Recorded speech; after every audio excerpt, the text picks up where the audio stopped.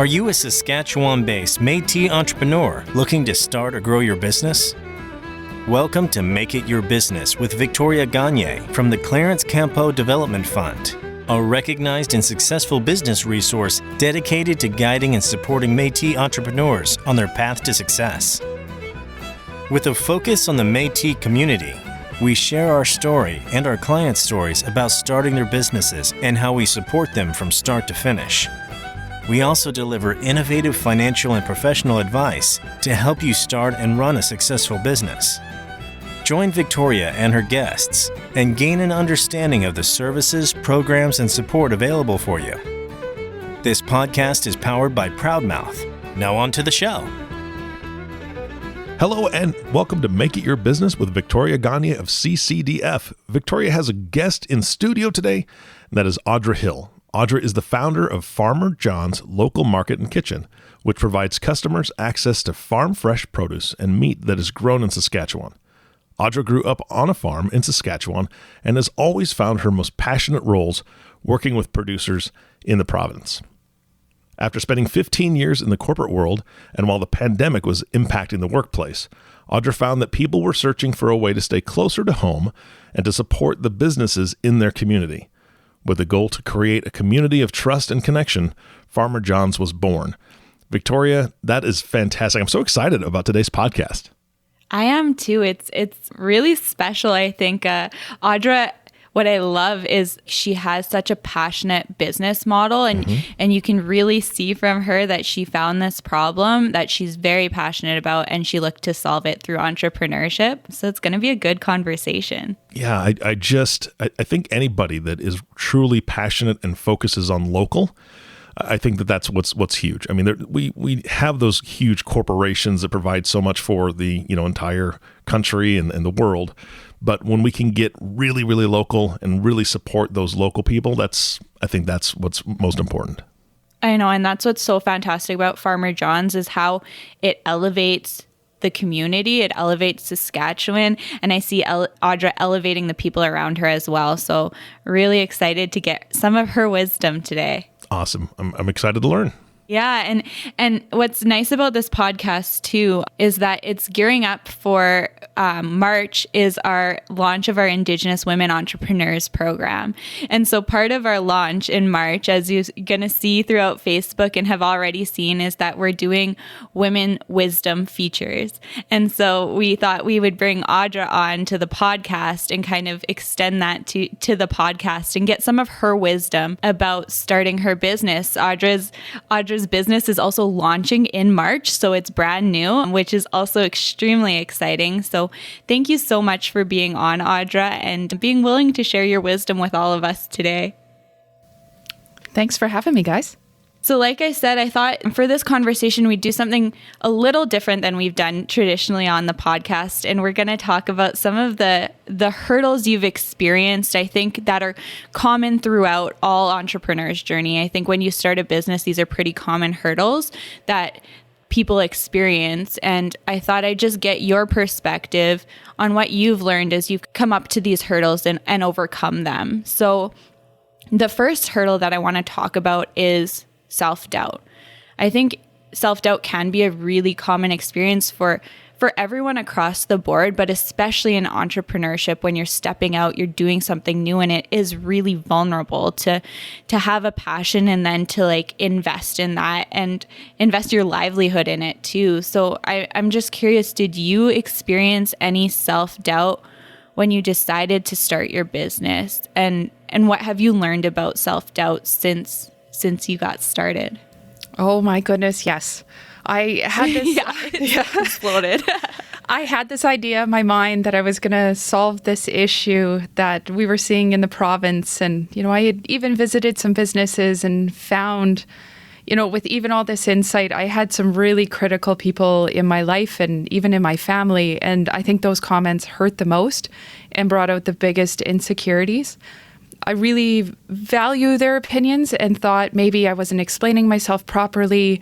And I really genuinely just sat down, thought about the problem, and really developed this 30-second elevator pitch. But out of all the insecurity, my favorite is actually from my father-in-law, who at first said, I had this chicken and taters business back in the 80s and it failed. And I thought, well, how is this relevant to me? But thank you for your insight. But I also had some of the biggest cheerleaders also and really clung on to that. I've had stressful days along the ways, really wondering what I've gotten into, but really going back to that 30-second elevator pitch, figuring out my why to renew my energy, and creating this group of partners, yourself being one of them, Victoria, that I could really depend on along the way and help with those heavy days. And I think that's so interesting. Like, I know we've talked about this before, but it is hard when some of the people closest to you don't necessarily catch on to the vision. I know my dad was the first person in his family to go to university, and his family members even said it's difficult to go to university, like be a first generation going to university regardless, right? But then his family are like, why are you doing this? Because they had never done it before. And I think it's similar in entrepreneurship too, right? Where if you don't have that support, or it's something that no one's ever done before, it can be really hard to come up against those criticisms. And I'm just curious, like as a follow-up to that, how did you learn to balance? Because I don't think we necessarily should dismiss every critique that comes along the way. So how did you learn to balance that, the criticism or the skepticism, I guess is a better word, with the support you're hearing from other people? Because that can be a really confusing process. Yes, absolutely. I think the whole journey in entrepreneurship, you have to understand there's a level of resilience that you need to have, and to be able to overcome physical challenges, emotional challenges, financial challenges. And you create a plan and you think this is a great plan, I'm going to execute this, but you need to adapt in that plan. So to be able to balance is find those strong partnerships that you know are going to fuel you to keep you going, but also support. My husband is a great cheerleader in all of this, but professional people too, who you know have the professional opinion you need, and not to be afraid to ask for help or ask the dumb questions along the way. No, that's so good. I think kind of what I'm imagining from this is, you have people who have valid opinions in your life, or who have a space to speak into your life, who might be a little more skeptical. And it can be kind of like keep your skeptics close, but your cheerleaders closer, I think is a good way to do it. It's really, really pack in and then surround yourself, the people you're closest with those people that are really excited about what you're doing and going to cheer you on in the right ways. And I think that's too the thing about skepticism, right? Is who's going to cheer you on and ask you questions. You talked about asking other people questions, but have people who are going to ask you questions, good questions too, but in a constructive manner that builds you up instead of tears you down there. And so then I guess thinking about that and thinking about those cheerleaders in your life, I know what I've really appreciated about you, Audra, along this journey since you first applied is that you've been really strategic with the people and the partnerships that you've made. And I think that's another hurdle, or a second hurdle that people come across when they start a business, is figuring out who to surround yourself with, who to partner with, because it can be cause of a lot of stress, or it can be so satisfactory to have the right people around you. So what have you learned about that process and finding the right people and the right partnerships that align with your business? In the beginning, WESC, Women Entrepreneurs of Saskatchewan, and CCDF were both just great resources to me. Always available to listen, bounce ideas off of, provide guidance, or even get me in touch in front of the experts that I needed to talk to.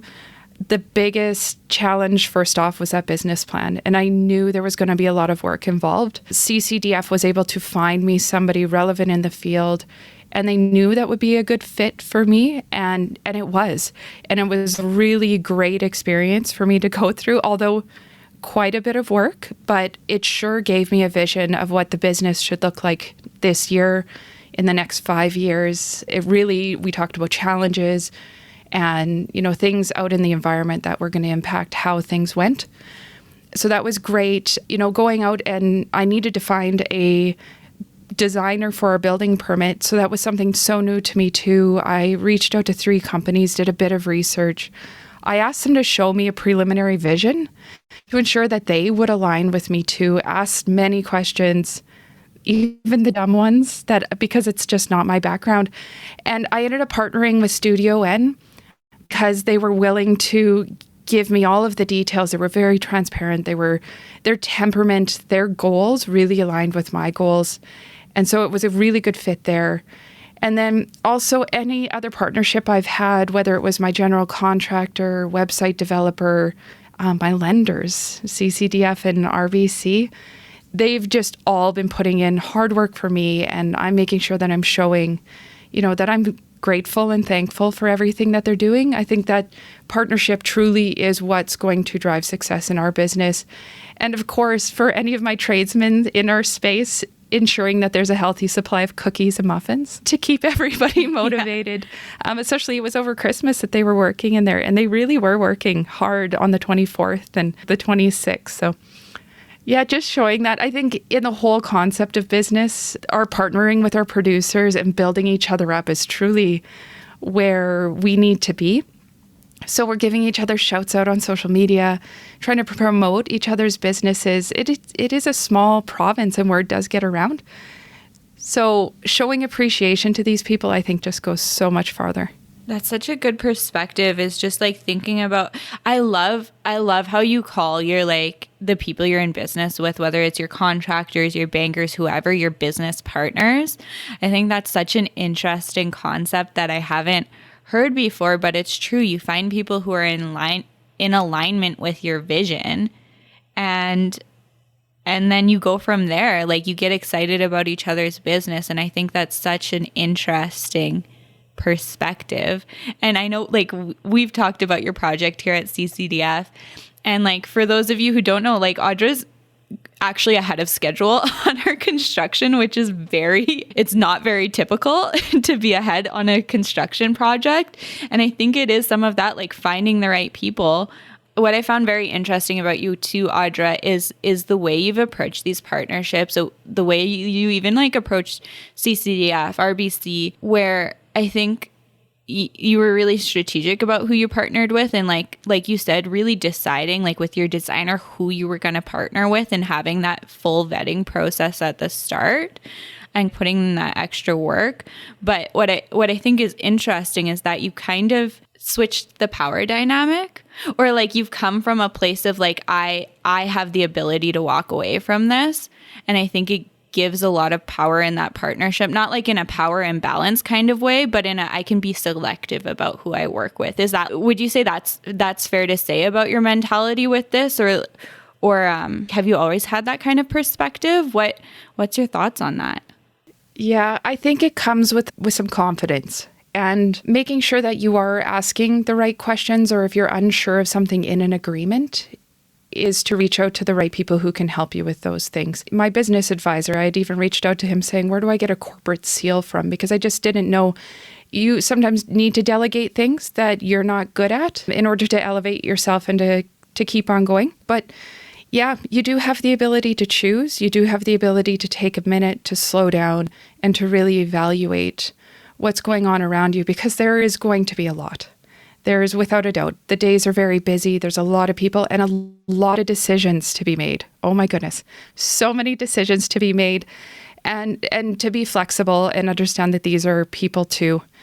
And so just the high level of respect, it goes with your employees, it goes with your suppliers, it goes with anybody, is you need to be respectful to these people and share. And even for the people that I didn't choose, I had the conversation with them and I shared with them why I didn't choose them, just because I think the world is a small place, and someday things may circle back. Yeah, absolutely. Yeah, and I love that you see that in your partnerships, because you've been able to have those conversations, is asking the right questions, not being afraid to ask. And thinking about that, it's kind of like you don't know what you don't know, right? In business. And I think that can be really hard. And it leads back to that self-doubt conversation, is have you experienced those insecurities on how did you learn how to ask questions? How did you learn how to ask the right questions, I guess, because it's difficult to navigate that. And I think a lot of entrepreneurs might not ask questions initially because they don't know what to ask. And I'm just curious about that. I do have some professional experience on the financial side, also project management. And so I think just dialing into having a good plan is important. And if this plan is deviating, really sitting down and understanding why, and so you can make a plan to move forward. But definitely there's been some professional experience there that have seen maybe problems arise or, situations that didn't go well. And so that also may cause me to be leery to move into certain situations too, and to really be careful. But an example was I had a plan for our tile on our coffee bar, and our general contractor, I had asked him to put this tile up, and he was ahead of schedule, so he decided to do it. And I came in and it was completely in the wrong area or even presented in the wrong way. And I said to him, "Oh, shoot, I really wish that I was around here because I actually wanted this put up differently. I'm sorry." And he said, "Well, I guess I could take it down. But you know what? I decided that it still looked really great, and you just need to adapt and move forward, because really, are we going to spend an entire day fixing that small problem?" And I found that too, like my vision maybe isn't completely what something looks like. So I really need to sit down and think, is this worth the time to change it? Or are we going to be okay now and maybe change it in the future? That's so interesting. I think it kind of leads into the third hurdle we wanted to talk about, which is like finding your why. And I think what I'm hearing from that conversation too is like, once you ask those questions, it's that discernment of like, hey, does this matter, like you said, or is it something we can adapt with? And your why you got into business, why you're doing this is what kind of sustains you. And it's also that anchoring point, I think, for a lot of decisions you make in business. And so I'm just curious, like, how did you, first of all, what's your why? Like, why did you decide it was necessary to start Farmer John's? That's a really good question. So, it started off by me telling people, I'm opening a grocery store and coffee shop. And that's where people started entering in with some negative comments and really wasn't seeing my true vision. And in retrospect, I probably wasn't communicating it well. So instead of saying, I'm opening a grocery store and coffee shop, I turned it around to say, since the pandemic, our groceries have become really expensive. And we have amazing producers of vegetables and meat and food really close by, and they know how to grow this food well. So I'm opening up a farm-to-fork grocery store featuring Saskatchewan-made products. I'm going to connect the producer directly to the customer in a safe and supportive environment. And I'm not only going to be able to compete, but we're going to be able to beat our major grocery retailer prices. And that truly changed the discussion. But ultimately, do I have a background in grocery? No, not for many years. And have I ever owned a coffee shop? Nope. But I did put myself out there, and I phoned up businesses that had similar ideas in Southie, Regina. I went to Moose Jaw, Saskatoon, and I even went to a grocery store in Winnipeg that's very similar to what we're opening. And those owners were very helpful. Some of them let me take pictures. I asked about staffing, financial questions, and most of all, I asked them about what were their biggest hurdles when opening up this business. So it allowed me to step out of my comfort zone and really had me dial back to my why and build that level of confidence to be able to give that elevator pitch to anybody asking what we were doing. And now in the community, everybody's asking me how things are going. So I need to change my elevator pitch. Yeah, I think what have you learned about learning how to talk about your why? Like what have you experienced in terms of talking about it in your community and getting people aligned with your vision, and in that respect, have you learned anything that way? So I always think about the person that I'm talking to and maybe what their interests are and how the conversation's going. And people can get excited about coffee. Having the ability to get a really great coffee or even, a really great sandwich. So that's often, our entrance point into some discussion, and I can get people pretty excited about the producers. And that's really what it's all about, because I think, especially with the pandemic, we miss seeing people and interacting with people. And so I can really dial into that why and get people excited.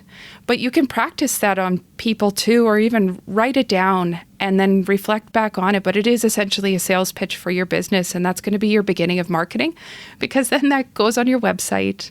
And you're going to be talking about it a lot. So you do need to get comfortable with that and be confident in what you're telling people. So I've had tons of opportunity to discuss it, tons of opportunity to make the wrong things in my mind where I've needed to adjust later on.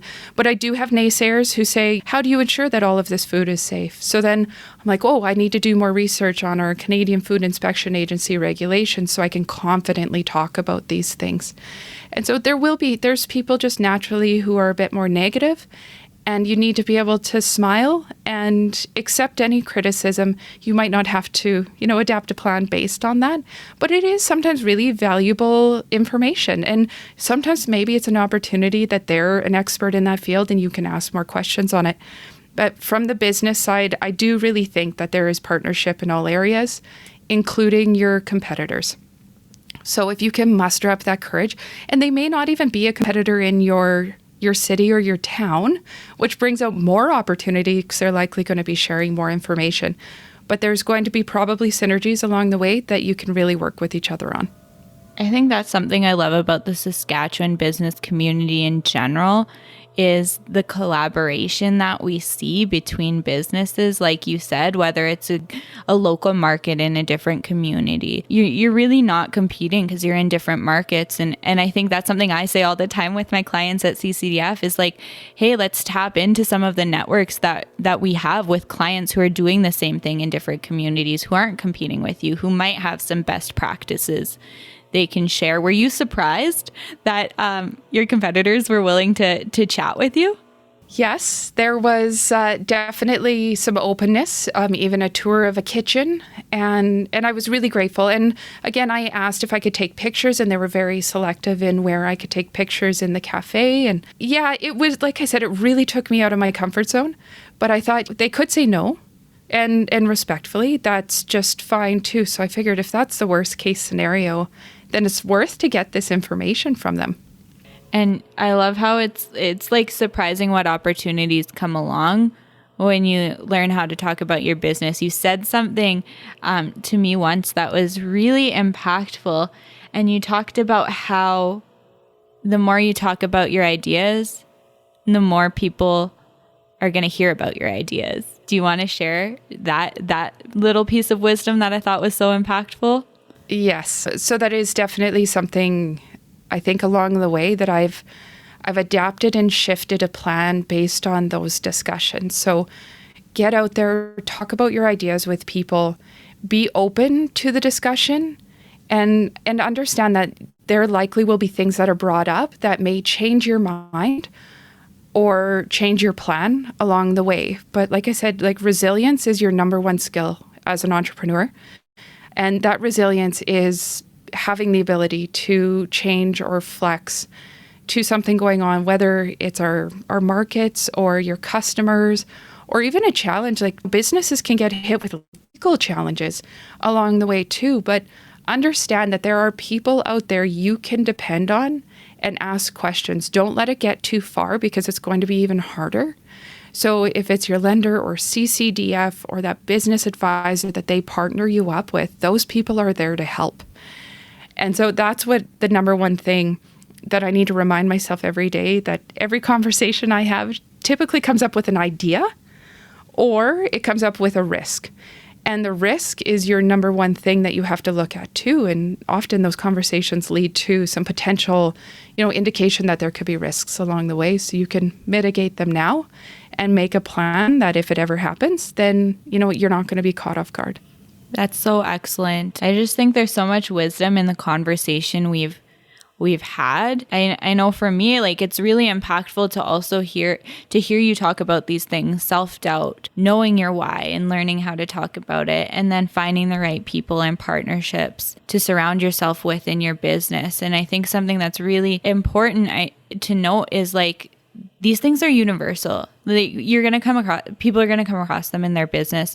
And I think what's really interesting, like we talk about self-doubt, it's something everyone experiences. Like for those of you who don't know, Audra, you have an MBA, right? And you still experienced, some of those things. And I think that's really important to note for people is that, entrepreneurship is very vulnerable. It's a risk, but the more people you bring in, like Audra said throughout this podcast, the more people you surround yourself with who are going to identify things or show you blind spots or cheer you on when it gets really tough. It's so crucial. And I just appreciate so much, Audra, how you've been able to share some of this wisdom with us today. Thank you so much for that. Yeah, thank you so much for having me. And I think also, with reflecting back on my MBA, it was an amazing achievement, but it just boiled down to hard work. And that's what you're going to be finding as an entrepreneur it is a lot of hard work, and it's one foot in front of the other, taking some of those insecurities, trying to push them aside and just continue moving forward. Because this too shall pass. And that's been my biggest, I think, success is not allowing myself to get hung up, because I have, but not too long, and just move forward and even coming back to those things that you're having some doubt on. And so I'm not going to let you get away without this one last question that I want to ask you. And like typically we ask our clients, and you can answer this one too, is what's one success you've experienced in your entrepreneurial journey so far that we can celebrate with you? So I will ask you that one. It's a chance to kind of shout yourself out, to just celebrate the wins. Is there anything you'd like to share that you're really proud of today? Yes, there is. So a part of my business is we have a commercial kitchen, and this isn't a background that I have is cooking professionally in a commercial kitchen. And I knew locally there was an individual that I really had my eye on. She used to own a cafe. She's been known to make amazing cinnamon buns and breads, and her daughter is a Red Seal chef. So again, I had to step outside of my comfort zone and contact her and say, I'm not sure what you're up to now, but I'd really love if you've come and we could create your great cinnamon buns and your homemade bread from scratch in our kitchen, and I'd really like your daughter to come on board as my chef. And they've agreed to do it. And it's been a lot of discussion, but I think ultimately it's going to be so successful in that area. Because again, it's very much a partnership. They're so excited to be involved and to be a part of this, but I had to step outside my comfort zone to get them here. And they've just signed their agreements last night. So that is one huge success. I can't wait to come eat some cinnamon buns and test out all the local goods. And I think that's going back to the start. What I love about this business and what I love about what you're doing is it's a movement to move towards saying, hey, Saskatchewan has what the world needs. And it's right in our backyard, so let's enjoy it. And you're elevating people, you're elevating the people you hire, you're elevating the people you work with, you're elevating your community. And that's what's really exciting, I think, about the business environment in Saskatchewan is we're able to elevate our communities through the work you're doing as an entrepreneur. So just a big thank you for that. And then finally, you're launching in March. This podcast is launching in March. Where can people find you? Absolutely. So we are located in Emerald Park, Saskatchewan, 380 Great Plains Road, in the strip mall across from the local community rink. We'll be there. You'll be able to see our signage. We have an amazing drive-through coffee shop. So please stop by, mention that you heard the podcast, and I'd love to have a chat. Excellent. Yeah. And I just encourage anybody, it's right off the number 1 highway as well. So really easy as you're coming in and out of Regina on that east side. Stop in at Farmer John's, grab a coffee, grab some local amazing Saskatchewan produce, and see an incredible Métis entrepreneur at work. So thank you so much, Audra, for sharing your wisdom today. Thank you so much for having me. Victoria and Audra, this has been fantastic. 2 takeaways for myself, and I'm hoping the listening audience keyed on this as well. Audra, I know that Victoria has worked with so many business owners over the years. I'm listening to you, and I'm hearing that you really, truly have a rare talent to balance three things at one time. And that's, you're very humble, you've been very bold, and you've also been very flexible, which I don't think most entrepreneurs have. That's something that they have to work on, but you presented that so well today. And so I congratulate you, and I just hope for all your success. And the second takeaway is that now I'm really hungry because you mentioned Cinnabon buns, and now I'm just like road trip, but you're not ready until March. So I'll have to be patient. But thank you so much for being on the show today. Of course, Victoria, thank you so much for bringing her on the show. This has been fantastic for myself, and I'm sure the audience got a lot out of it as well. And speaking of the audience, our last thank you always goes to you. Thank you so much for tuning in and listening to the Make It Your Business podcast with Victoria Gagné. If you have not subscribed to the podcast yet, please click the subscribe now button below. This way, when Victoria comes out with a new podcast, it'll show up directly on your listening device. This makes it really easy to share these podcasts with your friends and family. Again, thanks so much for listening today. For everyone at CCDF, this is Eric Johnson reminding you to live your best day every day. And we'll see you next time.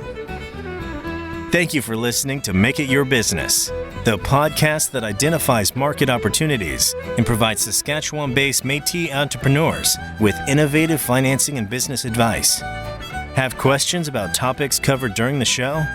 Visit www.clarencecampo.com. Email us at info@clarencecampo.com or give us a call at 306-657-4870. Don't forget to click the follow button below to be notified when new episodes become available. The information covered and posted represents the views and opinions of the hosts and/or guests and does not necessarily represent the views or opinions of Clarence Campo Development Fund. The content has been made available for informational and educational purposes only. The content is not intended to be a substitute for professional financial advice. Always seek the advice of your financial advisor, accountant, or other qualified business service providers with any questions you may have regarding your individual situation.